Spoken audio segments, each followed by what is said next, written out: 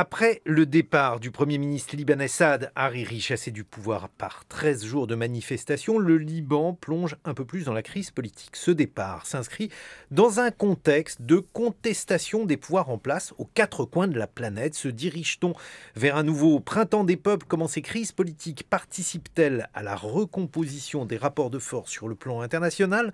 Pour en parler, je suis en compagnie de Bertrand Badi. Bonjour. Bonjour. Vous êtes expert en relations internationales, professeur émérite des universités à Sciences Po Paris, et vous venez de publier L'hégémonie contestée aux éditions Odile Jacob. À côté de vous, Sophia Amara, bonjour. Vous êtes grand reporter, réalisatrice, spécialiste du Proche-Orient basée à Beyrouth. Et vous avez notamment publié Bagdadi, calife de la terreur aux éditions Stock. Votre point de vue sur ce qui se déroule au Liban? Écoutez, c'est à la fois inespéré et depuis l'évolution d'hier, inquiétant. Inespéré parce qu'en effet, depuis la fin de la guerre civile et même avant, nous n'avions jamais vu un tel mouvement à la fois citoyen, populaire, de rejet du confessionnalisme, du sectarisme, de toute appartenance à des partis politiques qui ont fait beaucoup de mal à ce pays ou à des communautés qui ont remplacé l'État pendant très longtemps, puisque l'allégeance ne se faisait pas entre le citoyen et l'État directement, mais qu'elle passait par des chefs de guerre qui sont pour certains toujours en place. Ça, c'est le point positif. Le point inquiétant, en tout cas, l'aspect inquiétant de l'évolution depuis hier, c'est qu'évidemment, et ce qui était craint par les manifestants dès le premier jour, le Hezbollah est entré en action pour mettre un terme à tout ça. Pour lui, le jeu était terminé. Le Hezbollah mène un peu la barque du Liban, et même beaucoup, et pour dire que nous avons décidé qu'il n'était pas question de remettre en cause ce régime pour une raison très claire qui ne se dit pas de manière directe, mais c'est parce que le Hezbollah est satisfait de ce trio aujourd'hui au pouvoir, parce qu'il lui garantit le droit de garder son arsenal. Il faut savoir qu'au Liban, après la guerre civile qui a pris fin en 1990-91, eh bien, seul le Hezbollah a gardé ses armes sous prétexte de combattre l'occupation israélienne qui a pris fin en 2000, c'est-à-dire il y a 19 ans. Bertrand Badi, alors c'est une forme d'hégémonie contestée, pour reprendre le titre de votre livre. Là, c'est une hégémonie locale. Votre analyse de ce qui est en train de se produire, s'agit-il d'une réplique des printemps arabes, d'un phénomène inédit? Alors d'abord, il y a les paramètres propres à chaque société. Il se passe en ce moment des éruptions un peu partout dans le monde. Ce serait trop long de citer, et nos auditeurs connaissent, la liste de tous les villes, de tous les pays où il y a cette forte mobilisation sociale. Mais si justement il y a tellement d'exemples qui se ressemblent sans être identiques, c'est parce qu'il y a un phénomène qui transcende les cas particuliers. Et ce phénomène qui transcende le cas particulier, bon, je l'avais annoncé un peu sous les sifflets du public depuis. Nous, on n'a déjà... pas sifflé. Non, mais c'est pour ça que je suis très reconnaissant. Mais effectivement, il y a une sorte de mouvement tectonique qui s'empare de la planète, c'est-à-dire l'intersocialité est en train de remplacer l'international. Disons les choses comme ça. Qu'est-ce que ça veut dire? Oui, alors maintenant décryptons. Ça veut dire que dans l'histoire longue et surtout notre histoire européenne, le politique c'était le dur, le social c'était le mou, c'était le segmenté, c'était le séquentiel, etc. Aujourd'hui, c'est l'inverse qui est en train de se produire. C'est-à-dire, on voit un politique attaqué partout, c'est-à-dire autant en France, avec le phénomène des Gilets jaunes, qu'au Chili, qu'à Hong Kong, que partout, et un social qui, finalement, se caractérise par une extrême dureté. Le soft est passé dans le domaine du hard, et le hard est passé dans le domaine du soft. Et qu'est-ce que ça veut dire derrière tout ça? Ça veut dire d'abord, premièrement, que les sociétés, partout dans le monde, disposent de ressources dont elles ne disposaient pas autrefois. Et notamment, une formidable capacité de communication. Et qui dit communication, dit diffusion, dit contamination, même si ce terme a quelque chose d'un petit peu négatif. Deuxièmement, ces sociétés sont directement en prise avec les problèmes d'aujourd'hui, avec la mondialisation. Ces sociétés réagissent en quelque sorte aux grands mouvements qui rythment la transformation du monde, les processus de mondialisation qu'on connaît. Tandis que le politique est comme ossifié sur des institutions qui relève d'une histoire et d'une séquence historique quelque peu dépassée et ne dispose pas de moyens de réponse. Alors, il y a quelque chose, moi, qui, dans cette dialectique, m'intéresse et m'interpelle, c'est avez-vous remarqué que partout, que ce soit à Paris, que ce soit à Alger, que ce soit à Beyrouth, que ce soit à Santiago, on dit on veut que le système change. Le système, c'est difficile de dire concrètement ce que c'est. Un gouvernement, on sait, un régime, on sait à la rigueur, un système, on ne sait pas. C'est-à-dire qu'il y a une véritable volonté de complètement casser l'ordre politique tel qu'il était dans nos anciennes grammaires. Qu'est-ce que ça veut dire changer le système, Sophia Amara, à la fois à Beyrouth, mais aussi à Bagdad, puisque vous connaissez bien les situations à la fois en Irak et au Liban? Mais j'en viens justement, je viens de Bagdad où j'ai pu assister à ces... Parce que là-bas aussi, il faut nous décrire en quelques mots qu'est-ce qui se passe. Eh bien, c'est à peu près la même situation que la situation libanaise, sauf que des gens meurent et en grand nombre, des centaines de morts et des milliers de blessés, avec une violence extraordinaire. Les manifestants qui accusent des snipers iraniens de tirer à la fois sur les manifestants et sur la police irakienne pour faire en sorte que les clashs soient inévitables et que la répression soit assez dure pour faire cesser tout cela, parce qu'il n'est pas dans l'intérêt des mollahs en Iran de voir des manifestations et des revendications sociales. C'est un autre point commun par rapport au Hezbollah. Justement, et c'est ça le système. C'est peut-être ce qu'il faut rappeler aux auditeurs. C'est ça le système, et j'y venais. C'est ça.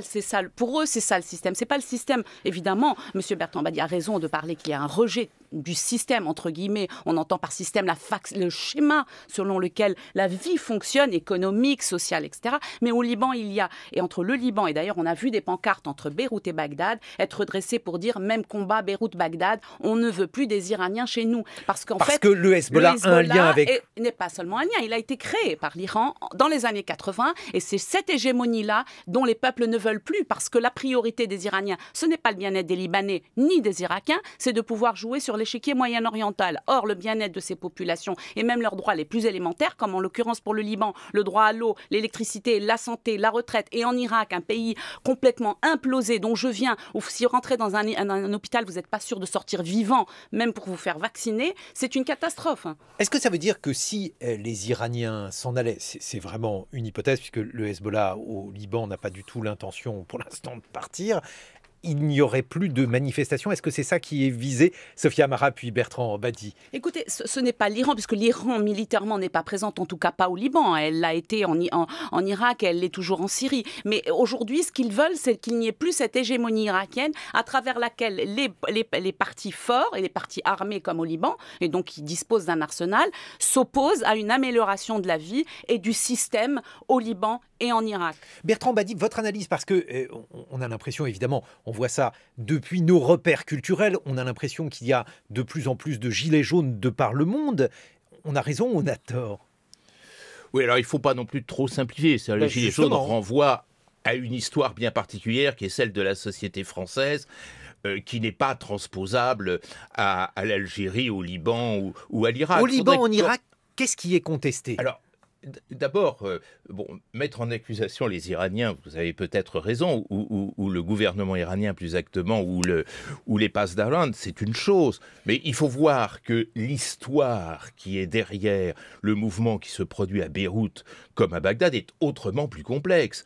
La déstabilisation de l'Irak, c'est l'intervention américaine de 2003. C'est-à-dire que c'est toute une accumulation de facteurs, vous avez raison, qui perturbent de l'extérieur un système politique qui lui-même fonctionnait mal de l'intérieur du temps de Saddam Hussein.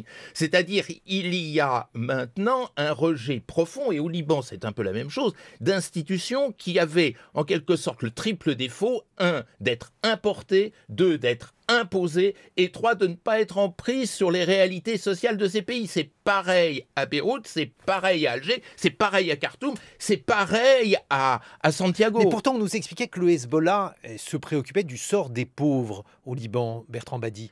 Oui, alors il y a deux choses. Vous avez raison de mettre le doigt sur la pauvreté. D'ailleurs, l'argument a été utilisé par les entrepreneurs politiques, c'est-à-dire ce sont des sociétés qui sont saturées de pauvreté, d'insécurité alimentaire et sanitaire. Donc effectivement, se faisant le tribun de ces populations, on gagne des points, on vient en quelque sorte accumuler des avantages politiques et des suffrages.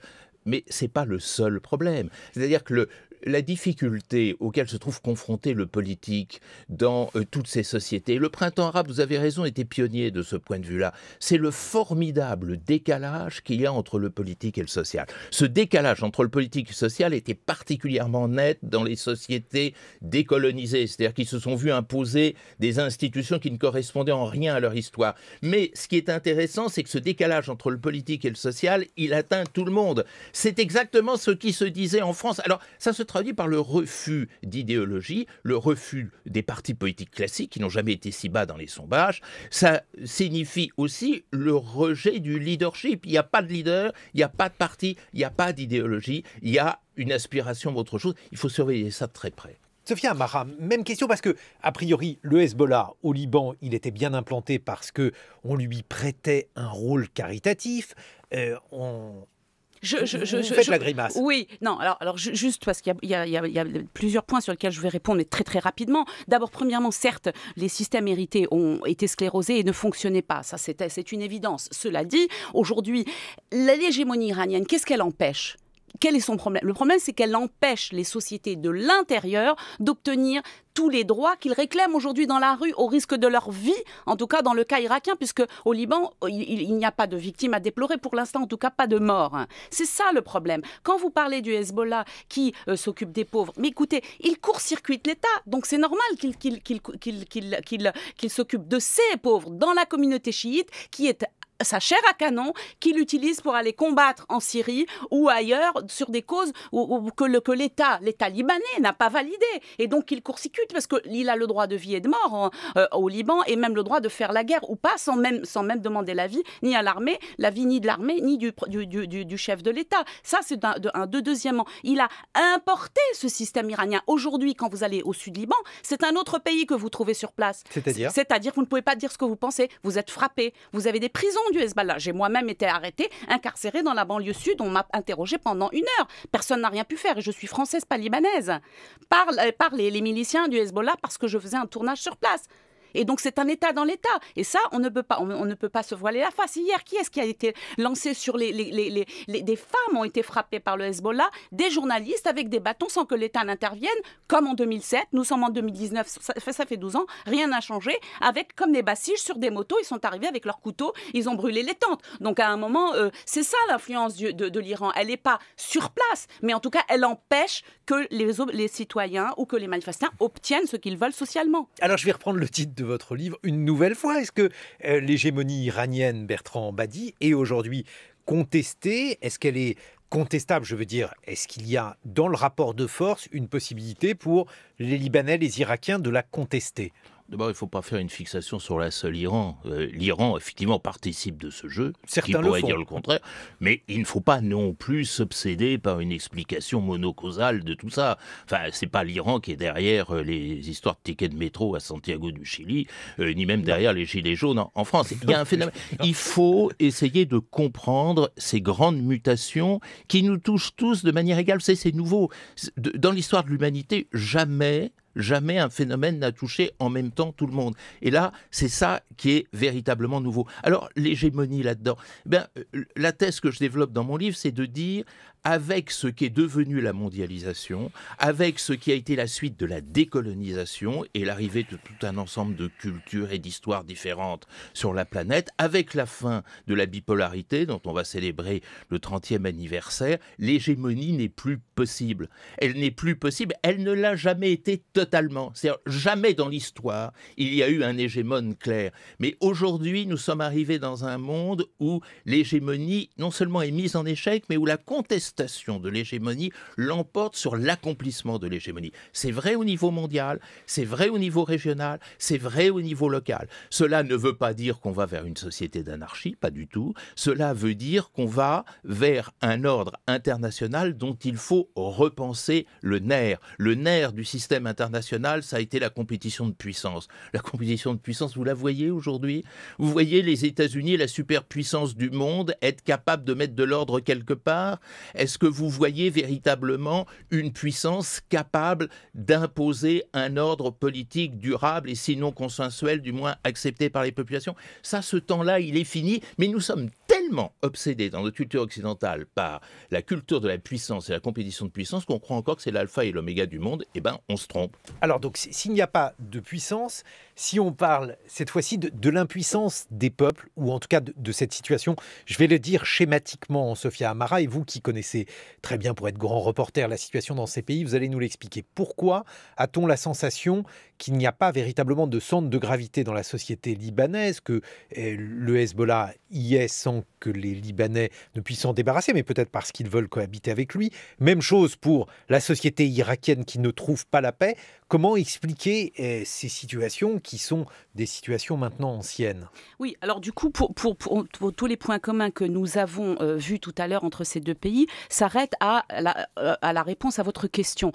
Au Liban, il y a, en plus de ce qu'on a expliqué sur l'hégémonie iranienne qui empêche les Libanais, sur le point social, en tout cas dans le cadre de ces revendications, d'obtenir gain de cause, il y a de manière générale au Liban un problème, c'est-à-dire qu'il y a une... dans la politique se passe par la confession. Au Liban, le président doit être maronite, chrétien, le Premier ministre doit être sunnite, musulman, et le président de la Chambre, le président du Parlement, chiite. Donc une fois que cela est dit, évidemment, il y a une sorte de démocratie consensuelle qui veut que chaque président, on appelle ça la troïka au Liban, soit le plus fort représentant de telle ou telle communauté. Ce qui fait qu'on reprend toujours les mêmes et on revient, parce que si on amène un technocrate ou un spécialiste ou un Libanais arrivé de Harvard, eh bien il ne représente pas sa communauté suffisamment et donc cette communauté se sent lésée. Et c'est tout le problème, parce qu'on reprend toujours les mêmes et on recommence alors qu'ils sont accusés de corruption ou en tout cas d'être complètement incompétents, puisque ça fait 20 ans qu'ils n'ont pas réussi à régler les problèmes du Liban d'après-guerre.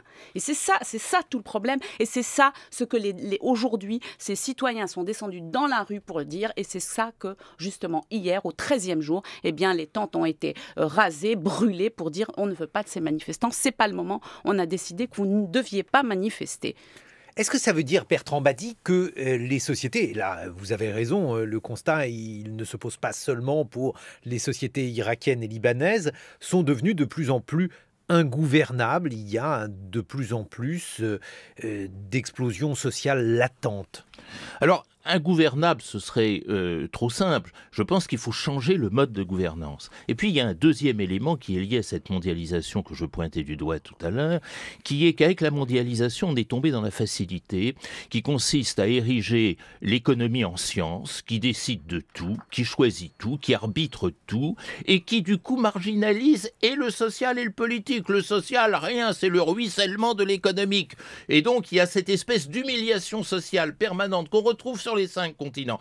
Et quant aux politiques, à quoi bon de délibérer, à quoi bon de discuter, à quoi bon même les idéologies, à partir du moment où la science économique vous dit ce qu'il faut faire quand vous allez voir votre médecin et qu'il vous donne une ordonnance, vous ne la discutez pas. Eh bien ça, c'est devenu le nouveau mode de gouvernance que vous trouvez autant en France, et qu'a expliqué les Gilets jaunes, qu'à Santiago du Chili ou que n'importe où ailleurs dans le monde. Voilà où on en est, mais ça ne veut pas dire que le monde est ingouvernable. Il faut simplement adapter sa gouvernance aux paramètres nouveaux. On se retrouve dans quelques instants pour évoquer ce monde compliqué et puis cette incapacité des hégémonies d'antan, je pense notamment aux États-Unis, de peser. Votre livre, L'hégémonie contestée, Bertrand Badi, est publié chez Odile Jacob, et le vôtre, Sophia Amara, Bagdadi, calife de la terreur, est publié aux éditions Stock. Il est 8h, bon réveil à tous. 7h-9h, les matins de France Culture, Guillaume Erner. Colère des peuples, faiblesse des États, la rue a eu raison du Premier ministre libanais qui a présenté hier sa démission, un coup de théâtre qui pose de nombreuses questions. Les mouvements de contestation qui secouent le monde vont-ils tout emporter sur leur passage? A-t-on affaire à un monde déboussolé, sans puissance, sans hégémonie? On en parle en compagnie du politiste Bertrand Badi qui a publié L'hégémonie contestée, de Sophia Amara, un grand reporter, qui a publié Bagdadi, calife de la terreur aux éditions Stock. C'est en quelque sorte un livre qui va bientôt devenir définitif puisque donc Bagdadi a été tué par l'armée américaine il y a quelques jours. Et justement, Sophia Amara, à ce sujet, il y a eu différents discours, les uns pensant que c'était un acte important, les autres estimant qu'il n'y avait pas véritablement de grande importance. S'agit-il d'un acte de puissance américain ou de quelque chose qui est aujourd'hui monté en épingle par Donald Trump, mais qui n'aura pas véritablement de conséquences? Écoutez, non, c'est un acte de guerre nécessaire. Il fallait que cet homme soit éliminé ou arrêté en tout cas et traduit en justice, qui aurait été la meilleure des solutions. Malheureusement, nous savions, en tout cas moi, pour l'avoir traqué pendant longtemps, qu'il ne se rendrait jamais vivant. J'arrive d'Irak où j'ai justement rencontré des équipes qui l'ont poursuivi, qui le traquent depuis 2010 et donc qui savaient très bien qu'il avait sur lui et une ceinture personnelle pas explosive. C'est un petit dispositif qui permet de bouger plus facilement et de ne pas être repérable. C'est une toute petite ceinture pour qui ne tue que la personne qui la porte en principe, et même une pilule de cyanure autour du cou pour être sûr de pouvoir se donner la mort et de ne pas tomber entre les mains des Américains ou des forces qui le traquaient. Donc voilà, évidemment. On l'a traqué là où on l'a trouvé, le fait qu'il se cache à un endroit donc entre... Non, on ne l'attend pas, puisque c'était Pourquoi ? dans une zone qui est échappée, qui n'a jamais été traditionnellement proche de l'État islamique. Déjà parce qu'il a perdu tous ses territoires. Je vous rappelle que le califat autoproclamé, dans la géographie en tout cas, a disparu en Irak fin 2017 et en Syrie début 2019. Cela étant dit, il était à l'ouest de la Syrie, une zone qui échappe complètement à l'État islamique ou qui n'a pas eu de présence là-bas, parce que d'une part, il n'avait plus de territoire et qu'ensuite, c'est dans l'habitude d'Al-Qaïda et puis tard de Daesh de justement se cacher là où on n'attend pas ses chefs. Rappelez-vous d'Oussama Ben Laden qui était à Abbottabad, à quelques mètres d'une académie militaire du Saint-Cyr pakistanais, du Mollah Omar, le chef des talibans, qui lui aussi était tout près d'une base américaine. Et moi, je rentre d'Irak où j'ai pu assister à la traque d'éléments de Daesh, et ça répond à votre première question qui dit que Daesh continue, même si sa tête, même si elle a été décapitée, et déjà 5 noms sont sur la table pour remplacer al-Baghdadi. J'en ai même vu un en particulier, puisque vous avez écrit la biographie du précédent. Le suivant, qui cela pourrait-il être? Et s'agit-il d'hommes aussi importants, si d'ailleurs Baghdadi a eu véritablement un rôle dans l'organisation de Daesh? Écoutez, ceux qui sont sur la table, il y a 5 noms, dont un Tunisien, un Saoudien, 2 Syriens et donc un Irakien, c'est les 5 personnes. Ils n'auront pas la légitimité des premiers cadres de Daesh, qui ont été pour certains d'anciens militaires de Saddam Hussein, qui se sont vengés à travers la religion et ce mouvement terroriste, ou soit d'anciens djihadistes de l'Afghanistan. Ils n'auront pas cette légitimité. En tout cas, ils permettront à l'organisation de continuer à avancer parce qu'ils ont de gros moyens financiers, et Baghdadi n'était qu'une marionnette, pour ainsi dire. Cela dit, le fait qu'il ait été tué, c'est quand même une victoire pour les États-Unis. C'est un coup symbolique porté à l'organisation terroriste. Bertrand Badi, c'est un retour de l'hégémonie? Le fait qu'il ait été tué, cela signifie-t-il que malgré tout, les États-Unis demeurent le gendarme de la planète? C'est pas ça l'hégémonie. L'hégémonie, c'est le rôle tenu par celui qui est conducteur, organisateur et qui bénéficie de l'adhésion volontaire de ceux qui le suivent. On est très loin de la définition que vous écrivez. Tuer un homme, fût-il le chef d'une organisation, d'une entreprise de violence, n'est pas du tout un signe d'hégémonie. La destruction, qu'elle soit humaine ou matérielle, n'est jamais un signe d'hégémonie, c'est la construction qui est signe d'hégémonie. Et justement, le grand renversement de l'histoire, c'est que les États-Unis, qui ont contribué à façonner le Moyen-Orient pratiquement depuis le début, remontant au temps des indépendances, sont incapables de tenir plus qu'un orteil aujourd'hui sur le sol syrien, et on peut dire la même chose sur le sol irakien. Vous savez, à nouveau, c'est la suite de ce dont on parlait tout à l'heure. Il faut savoir changer de logiciel. Autrefois, la guerre, c'était une compétition de puissance. Et donc, c'était quelque chose qui était géré par des stratèges avec 2 ressources qui étaient la force et la ruse. Aujourd'hui, la guerre, c'est une compétition de faiblesse, c'est-à-dire elle se produit là où des failles importantes apparaissent dans la solidité des institutions, dans la solidité des nations et surtout dans la solidité des liens sociaux. Bon, tout cela fait que le champ de bataille du monde est descendu de l'Europe vers l'Afrique sahélienne et vers le Moyen-Orient. Lorsque le conflit dérive de ces situations de décomposition et de faiblesse, le rôle du stratège s'en trouve extrêmement réduit. Ce qui compte, c'est le terreau social.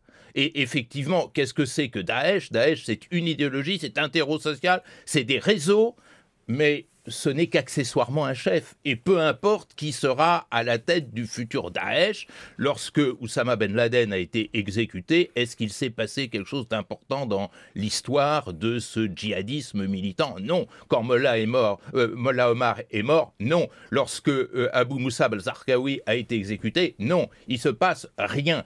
C'est effectivement, vous avez tout à fait raison de le présenter ainsi, un acte symbolique. Sans souci polémique, j'ajouterai un acte de communication politique qui intervient juste au moment où jamais M. Trump n'a été autant mis en accusation pour sa passivité, voire son retrait de la scène syrienne. Comme par hasard, quelques jours après ces accusations, eh bien, premièrement, il réussit un coup spectaculaire. Deuxièmement, il remercie tous ceux qu'on l'avait accusé de lâcher, et notamment les Kurdes. Et puis, troisièmement, il nous suggère que cette opération turque en Nord-Syrie a facilité la capture de M. al-Baghdadi. Donc, tout ceci relève effectivement de la communication politique. Ce n'est pas négligé, parce que la communication politique, c'est très important aujourd'hui. Mais alors, si l'Amérique s'est véritablement désinvestie de la région du Proche-Orient, on a l'impression, Sophia Amara, qu'il y a aujourd'hui deux puissances qui pèsent véritablement là-bas. C'est à la fois l'Iran, dont on a parlé, et aussi la Russie, pour ce qui est en train de se dérouler en Syrie. Qu'en pensez-vous? Et la Turquie. La Turquie, bien sûr. Mais avant tout, l'Iran et, comme vous le disiez, la Russie. Les États-Unis ont commis des fautes graves dans cette région.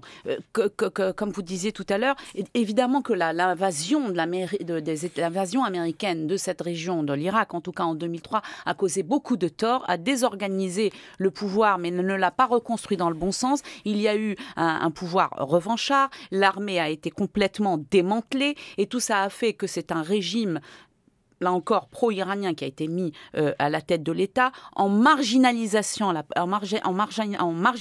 les populations sunnites qui se sont jetées dans les bras du djihadisme. Ça ne justifie pas, mais en tout cas, ça l'explique. Et c'est de là que tout le problème est arrivé. Et donc, l'Iran, l'Amérique est venue, a tout cassé, elle s'est retirée et elle a laissé la place libre à l'Iran qu'elle vient combattre ensuite. Donc, il y a un illogisme dans tout ça et un amateurisme qui font qu'aujourd'hui, on a l'impression d'un chaos généralisé. Bertrand Badi? Oui, alors, cet amateurisme, vous avez raison, je dirais cette naïveté stratégique, c'est le fait des néoconservateurs. Les néoconservateurs, c'est la dernière doctrine clairement hégémonique élaborée aux États-Unis, qui consiste à dire, utilisons la mondialisation pour universaliser nos valeurs, nos modèles, nos formes constitutionnelles, politiques, etc. Ça a abouti à un échec que vous décriviez très justement, et surtout, aux yeux des électeurs américains, à un coût énorme. Vous savez, l'opération américaine en Irak, personne ne saura jamais combien elle a coûté, mais certains vont jusqu'à avancer le chiffre pharaonique de 1000 milliards de dollars, ce qui est l'égal de tous les investissements chinois dans la réalisation de la route de la soie. Ce qui montre bien deux options dans Comment peut-on aboutir à une telle somme? Eh bien, parce que une telle entreprise coûte très cher sur le moment. Monter une opération, je ne sais pas si vous vous rappelez ce qu'était la taille de l'opération militaire d'intervention en Irak. Et puis ensuite, il faut gérer les rentes de tout cela. C'est-à-dire rembourser les intérêts, c'est-à-dire payer les pensions de tous les combattants et les vétérans. Et vous arrivez, alors je vous dis 1000 milliards de dollars, certains disent 600, 700, 800, peu importe, ça revient exactement au même. En tous les cas, aux yeux des électeurs américains, c'était une chose à ne plus faire. Et c'est la raison pour laquelle on a eu, à partir de la chute, enfin du départ plus exactement de George W. Bush, deux options. L'option Obama, qui consistait à dire le leadership militaire, on arrête, c'est plus possible et ça ne rapporte rien. Et jouons la carte néolibérale et la carte du libre-échange dans le monde. C'est une façon de réaliser notre soft power. Et puis, il y a le modèle Trump qui est pas totalement différent de celui d'Obama, mais qui s'en distingue sur un point essentiel, qui consiste à dire, écoutez, la mondialisation, on ne veut plus en entendre parler. C'est-à-dire, ce qui est extraordinaire, c'est de voir que le pays qui a été porteur de la mondialisation devient son principal contestataire. Quand elle peut nous servir à quelque chose, manipulons-la. Quand elle ne nous sert à rien, eh bien, on laisse tomber. Et donc, il y a une logique de retrait, mais ce qu'il faut dire, c'est que effectivement, ce retrait a fait le jeu de l'Iran, accessoirement de la Turquie, pas de la Russie. Je suis pas d'accord. C'est plus compliqué. Pourquoi ? Parce que la Russie, elle est un peu, je dis un peu parce qu'elle est quand même voisine du Moyen-Orient, mais elle est quand même plus puissance mondiale que puissance régionale. Et donc, l'acte de Poutine a été un acte malin, qu'on aime ou qu'on n'aime pas le bonhomme. Malin pourquoi ? Parce qu'il a dit « j'ai besoin de montrer que la Russie est encore une puissance, donc réhabiliter la puissance russe, mais intelligemment, c'est-à-dire en s'appuyant sur les deux puissances régionales, la Turquie et l'Iran. D'où ce fameux triangle Iran-Turquie. Moscou, c'est le processus de Sochi, c'est le processus d'Astana, on connaît bien tout cela. Et si bien, il ne faut jamais l'oublier, que la Russie est rentrée au Moyen-Orient en s'appuyant sur deux puissances régionales. Pourquoi ces puissances régionales ? Parce que ainsi sont faits les conflits d'aujourd'hui, puisque ce sont des conflits de décomposition plus que de puissance, qui donnent à l'acteur local beaucoup plus de capacité d'action et de manœuvre que l'acteur mondial. Et voilà pourquoi M. Poutine a pu remettre, alors lui non pas un orteil, mais au moins une jambe au Moyen-Orient. C'est pas pour autant qu'il est une nouvelle hégémone, parce que c'est pas pour autant que la Russie va restructurer le Moyen-Orient à son image. Et c'est ça que l'on ne comprend pas. La Russie est l'instrument des puissances régionales plus que l'inverse. Et on l'a vu dans la crise kurde, où finalement, M. Poutine a fait profil bas devant M. Erdogan, parce que M. Poutine a plus besoin de M. Erdogan que M. Erdogan n'a besoin de M. Poutine. Il faut se mettre tout ça en tête. Et quand on entend M. Le Drian y aller de ses propositions, on croit rêver. Parce que c'est fini ce temps de Sykes-Picot. C'est fini ce temps où, de loin, certaines puissances élues pouvaient restructurer la carte du monde. Mais alors justement, qu'est-ce qui va se passer, Sophia Amara ? Parce que donc on voit qu'on a une période d'incertitude.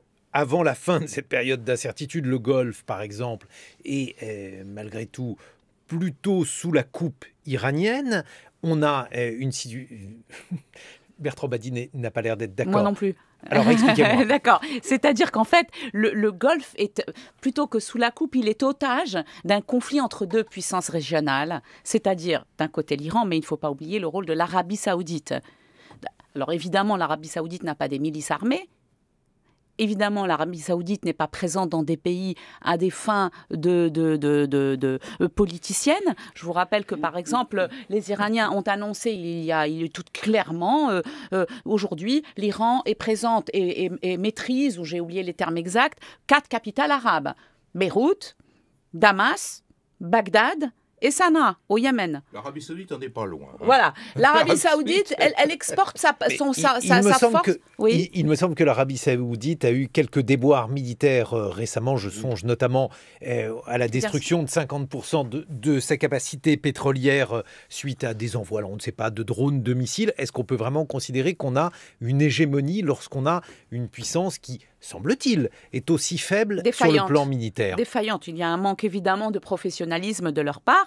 Et pour en revenir à votre question principale, à savoir l'hégémonie de l'Iran, il y a deux forces régionales qui se font face avec des capacités différentes, puisque l'Iran a fait preuve sur le terrain militaire, en tout cas, d'un professionnalisme bien plus important que ne l'ont fait les Saoudiens, n'est-ce pas ? Et comme disait M. Bertrand Badi tout à l'heure, eh bien justement, les Américains ou les forces internationales surveillent ça de loin, parce qu'elles ne sont pas engagées dans ces conflits-là. Donc par conséquent, vous avez l'Arabie saoudite d'un côté, l'Iran de l'autre, qui se font qui se font la guerre, des guerres de proxy, et c'est évidemment là encore les populations locales qui payent les pots cassés. Bertrand Badi.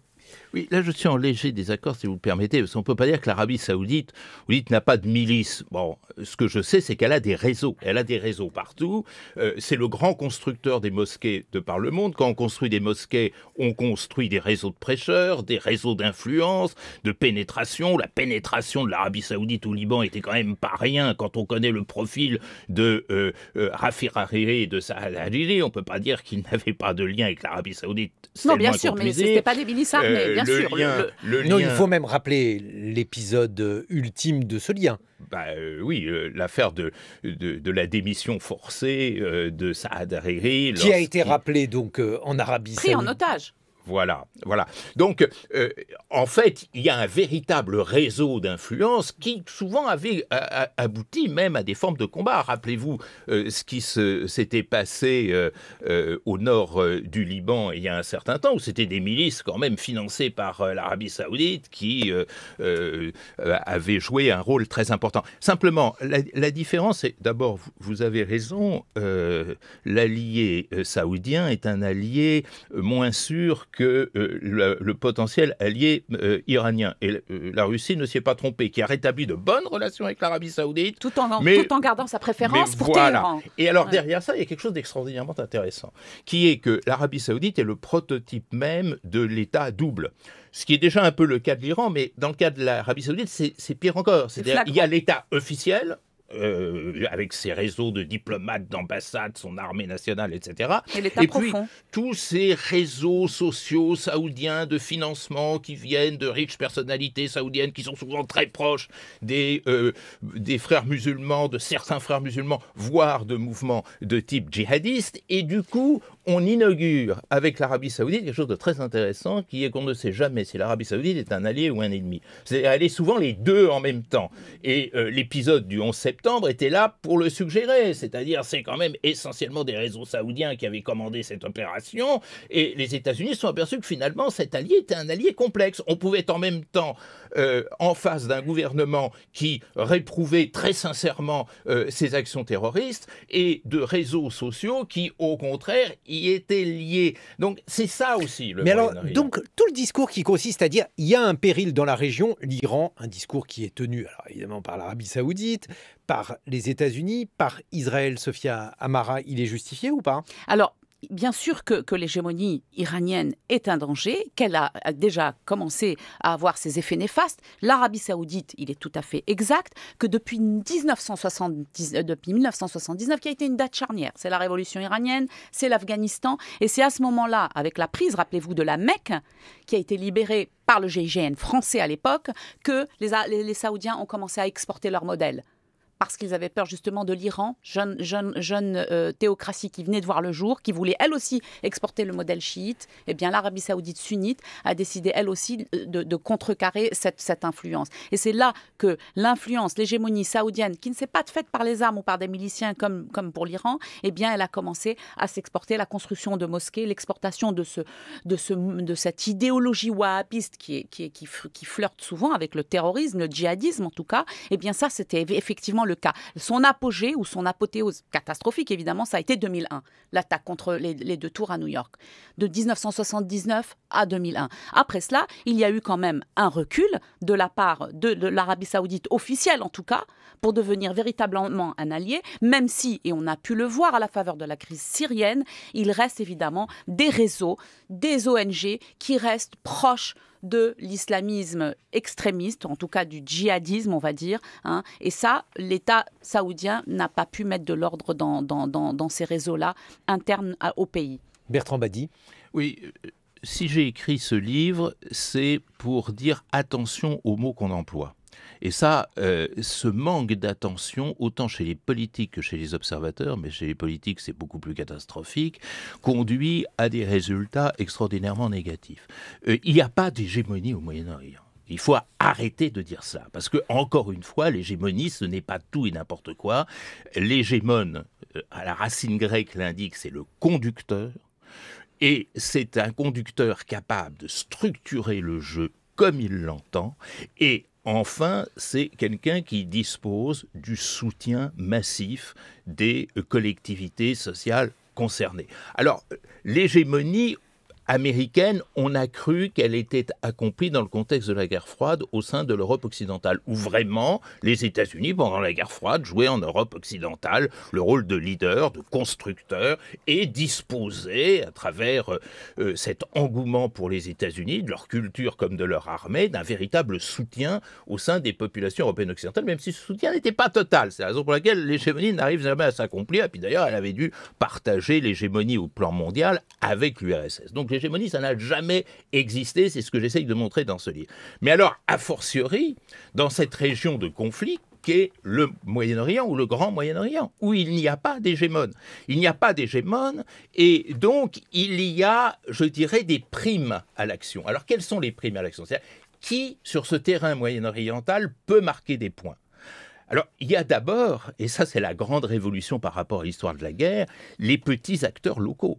C'est-à-dire ceux qui prennent l'initiative d'actions que l'on appelle terroristes, que l'on appelle guerrières, que l'on appelle miliciennes, tout ce que vous voulez. Il faut voir qu'il y a quand même en Syrie plus d'une centaine de milices qui se trouvent ainsi accumulées. C'est ces gens-là qui ont le dernier mot, exactement comme en Afrique, ce sont les milices qui ont le dernier mot. Bon, ça c'est un premier élément. Le deuxième élément, c'est les puissances régionales. Pourquoi les puissances régionales? Parce qu'elles sont plus proches des acteurs locaux, qu'elles sont plus proches du terrain, qu'elles sont plus proches de la société, et donc qu'elles pèsent davantage. Face à cela, les prétendants à l'hégémonie d'hier n'ont rien d'autre qu'une attitude réactive. C'est-à-dire essayent de s'en tirer autant qu'ils le peuvent. C'est une inversion de l'histoire. Un mot de conclusion, Sophia Amara, justement sur ce pays que vient d'évoquer Bertrand Badi, sur la situation en Syrie. Et le chaos a, semble-t-il, débuté avec le conflit syrien qui a tout absorbé. Qu'est-ce que l'on peut imaginer comme avenir pour la Syrie et les Syriens ? Prédire un avenir dans le moyen terme, le court ou moyen terme, ce serait imprudent dans le cas de la Syrie. La guerre a commencé en 2011, elle était révolution pacifique, elle s'est transformée en conflit civil, puis en guerre quasiment à dimension internationale. Ce serait imprudent. Mais je dirais en tout cas, en réponse à ce qu'on vient de dire sur l'hégémonie, ce que M. Badi disait sur l'hégémonie, certes, elle est éclatée, certes, il y a plusieurs acteurs, des petits acteurs, de moyens acteurs et des forces internationales. Mais au final, dans ces régions, ce qui compte au final, c'est qui a la force militaire pour imposer.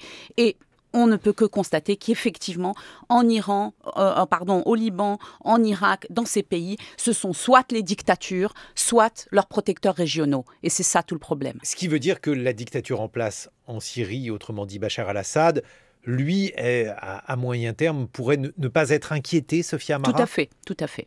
Et c'est ça le plus grave. En revanche, l'Irak protégé par l'Iran et par la Russie. Et toujours, je ne veux pas vous demander des prévisions, mais puisque vous revenez d'Irak, qu'est-ce que l'on peut là aussi imaginer là-bas? L'Irak, les experts s'attendent à un retour de Daesh, n'est-ce pas? Puisque les causes qui ont mené à sa création sont toujours présentes. Aujourd'hui, à Mossoul, qui était le fief de l'État islamique en Irak, eh bien, les milices chiites ont pris le pouvoir, planté les drapeaux iraniens, et quiconque tente de descendre le drapeau, on lui coupe la main, et les gens ont été chassés de chez eux, même s'ils n'avaient aucune relation avec Daesh. Donc Daesh reviendra. Dès que la coalition se sera retirée, selon les experts, au bout de quelques semaines, quelques mois, les drapeaux noirs seront à nouveau hissés dans différentes villes de l'Irak, et c'est ça tout le drame. Une réaction rapide, Bertrand Badi, à ce propos? Oui, moi je suis assez sceptique parce que je crois que c'est plus compliqué que ça. Des dictatures à la faveur du printemps arabe sont tombées très facilement. Regardez ce qui s'est passé en Égypte, par exemple. D'autre part, des puissances régionales, militaires, tutélaires, l'Arabie saoudite, quatrième en dépenses d'armement dans le monde, quatrième, ne peut rien face aux Houthis. Effectivement... Les rebelles qui ont envoyé les 2 missiles ou les drones. Exactement. Au Yémen. Et croire que le régime iranien est une puissance de plomb, je n'y crois pas non plus. Nous ne savons pas changer nos lunettes. Nous ne sommes plus dans des stratégies de puissance. Nous sommes dans des logiques de décomposition et de recomposition du social. C'est ça qui va compter dans le moment à venir. Il faudrait que les diplomates commencent à regarder dans cette direction. L'hégémonie contestée, c'est votre livre, Bertrand Badi. Il est publié aux éditions Odile Jacob, et Sophia Amara, votre biographie de Baghdadi, Calife de la terreur, est publiée aux éditions Stock.